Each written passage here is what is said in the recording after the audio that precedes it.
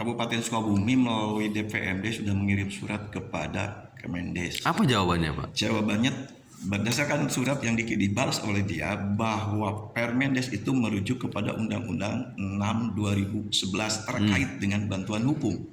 Makanya sudah jelas bahwa bantuan hukum yang bersumber dari APBN dari daerah pun fleksibilitasnya ke Undang-Undang 6 2011. Acuannya. Kan tidak perlu panjang lebar Permendes menjabarkan lagi karena sudah di situ dinyatakan bahwa yang berdasarkan pasal di Permendes itu merujuk kepada Undang-Undang 6 2011. Lantas apa Pak Bupati memberikan maklumat surat perintah untuk dikembalikan uang tersebut? Apa alasannya, Pak?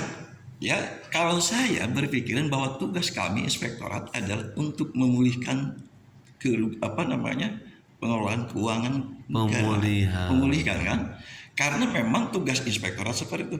Jikalau di dalam prosesnya ada yang tidak sesuai aturan dan mungkin ada dugaan tindak pidana, saya kirimkan ke aparat penegak. Karena Permendagri 73 2020 mengamanatkan bahwa jika setelah pengawasan itu pemeriksaan itu ada unsur-unsur itu, laporkan. Kan kita tidak tahu.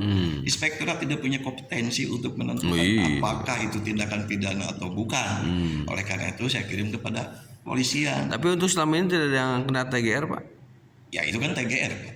Jadi kan gini, TGR itu. Tapi kan semuanya kan, Pak ya? Kalau ya nggak semuanya yang 85 desa itu. Semua? 85 yang sudah menyatukan sudah. Udah masuk semua, Pak? Oh, itu kalau masih dalam batasan proses waktu, ya, masih dalam batasan waktu 60 hari. Nah, kalau 60 hari tidak selesai, apakah nanti itu untuk menentukan kerugian, tentu itu adalah proses hukum nantinya. Nah, maaf Pak, saya ulangi.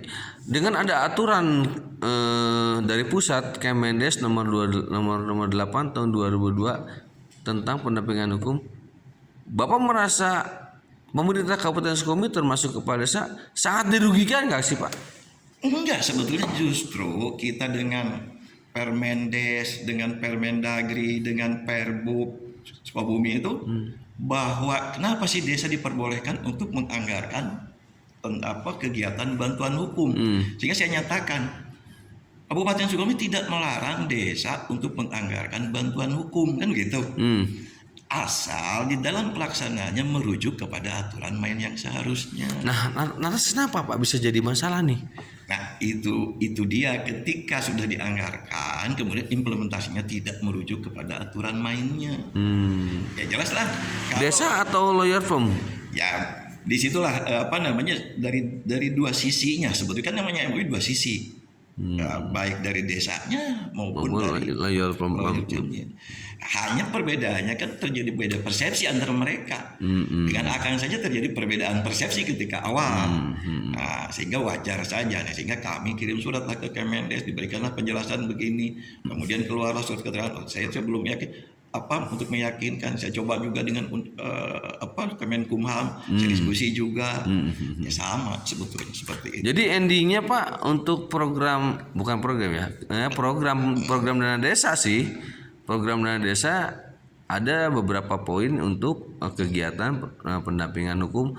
Apakah ini akan dibakukan, Pak, atau akan dilanjutkan? Sebetulnya kan kembali lagi kepada penganggaran di desa. Apakah di desa itu dibutuhkan itu kan tentu bukan kami dong yang menentukan. Tetapi lubangnya, cantolannya sudah ada, boleh.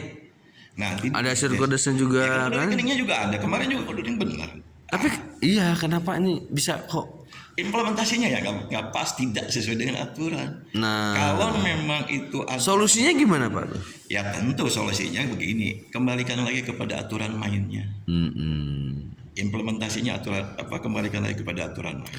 Nah terus kan gini Pak ya, itu kan saya tanya, ada beberapa desa saya tanya, udah terus dikembalikan Kang atau?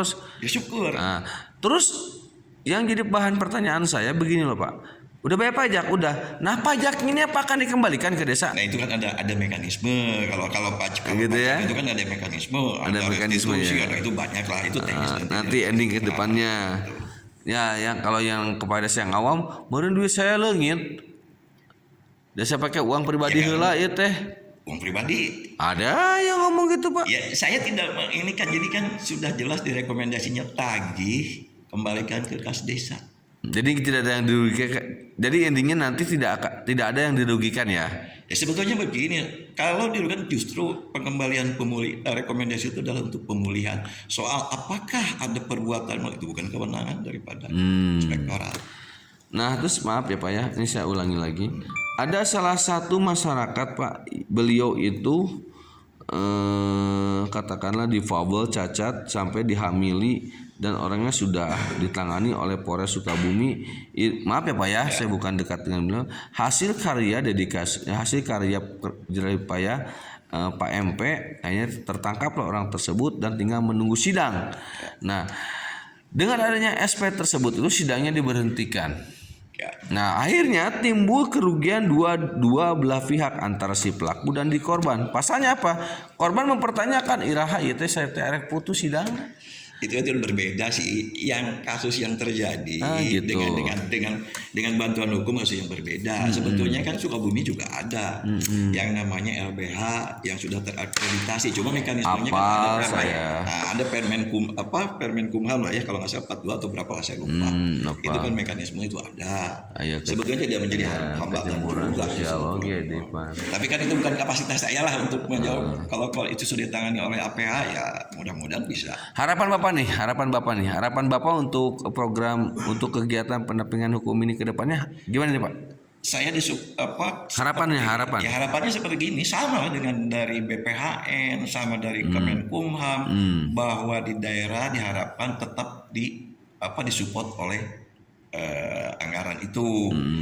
Ketika sudah disupport, implementasikan sesuai dengan